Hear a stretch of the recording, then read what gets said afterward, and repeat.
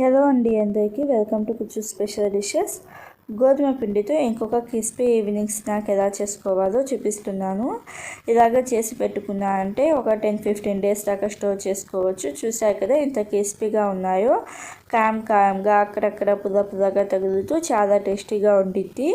ముందుగా ఒక మిక్సింగ్ బౌల్లో 2 కప్పుల గోధుమ పిండి వేసుకొని సాల్ట్ 1/2 టీ స్పూన్, వాము 1/2 teaspoon, black pepper powder నల్ల మిరియాల పొడి 1 టీ స్పూన్, కసూరి మేతి 2 టీ స్పూన్లు వేసుకొని ఒకసారి బాగా కలుపుకోండి.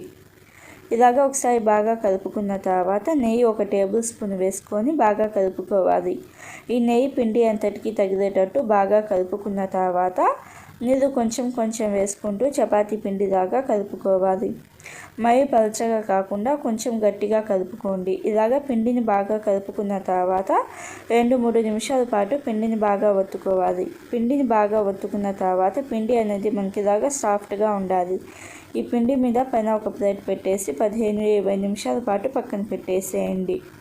15-20 నిమిషాల తర్వాత పిండిని బాగా ఒత్తుకొని కొంచెం పిండి తీసుకోండి. చపాతీ ముద్దలాగా కొంచెం తీసుకోవాలి. మిగిలిన చపాతీ పిండి మీద ఒక ప్లేట్ పెట్టేసేయండి. ఈ చపాతీ ముద్దను కూడా ఒక 30 సెకండ్స్ పాటు బాగా ఒత్తుకున్న తర్వాత కొంచెం చపాతీ పిండి అంటే గోధుమ పిండి కొంచెం వేసుకొని చపాతీలాగా రోల్ చేసుకోవాలి.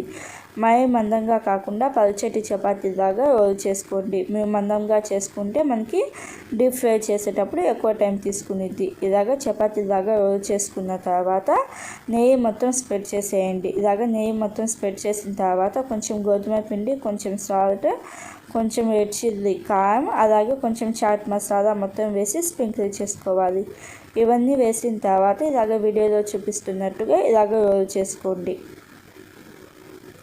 ఇలాగ రోల్ చేసుకున్న తర్వాత ఒక చాకు తీసుకొని ఇలాగ మీడియం సైజ్గా కట్ చేసుకోండి. మరీ పెద్దవిగా కాకుండా కొంచెం చిన్నగా కట్ చేసుకోవాలి. ఇలాగ కట్ చేసుకున్న తర్వాత మనం చేయి ఉండిద్ది కదా, ఫింగర్స్తో ఇలాగ లైట్గా ఒత్తండి. వీటన్నిటిని ఇలాగ ఫింగర్స్తో లైట్గా ఒత్తుకొని ఇలాగ చపాతీ తీసుకొని లైట్గా ప్రెషర్ అప్లై చేయండి. మరీ ఎక్కువగా కాకుండా ఇలాగ లైట్గా ప్రెషర్ అప్లై చేసుకోవాలి.